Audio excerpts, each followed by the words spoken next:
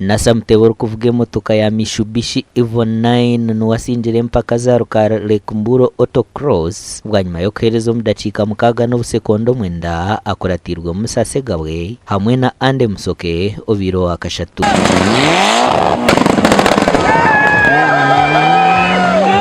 Didas Matsko wambara remirwe kacebwa nyuma ya motoka ye kufa injini nuko kuhereza mugwa mukaga kandi tofa katera nawo motoka yeremirwa yahendero mugwa mwenda konka Yasini Mukasa ahenderiro mugwa katano omutebeka kandi umjecerwa munyishenjera habwambara City North mwesu gwa Rukari amurekere birunje by'umuzano guguresereho kandi umuhezi wa president wa FMU Hamid Gombe atangarize mica yambara kutebeka mpaka za Pearl of Africa.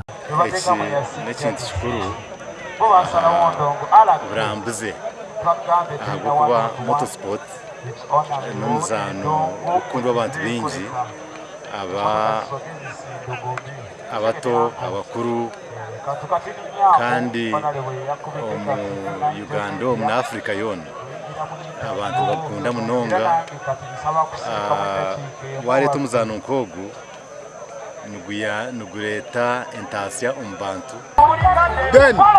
testing embarra kureba ngo tubaza kuvugiraho part of Uganda, part of Africa ni motoka za Africa yona n'abavuga kutoka Kenya, kutoka Zambia, kutoka Zimbabwe, bona ndabari ya Rwanda, Burundi, ndabari ya icyo twakora iba kwita autocross mutubani abo kwega abasyana bambega then abakuru bamba testing amotoka zabo kandi icyo twatwenda ku testing amotoka yitu kwenda twebitebekanisize barero kwije umwaka w'ubwaza kutandika ezi nizija gukora twaheza mbarara rezo kwija kubaho kutandika nebera no kwezo kurkwija umwanya ndwe gumwe amakuraga gashakwa Logias bya mukama.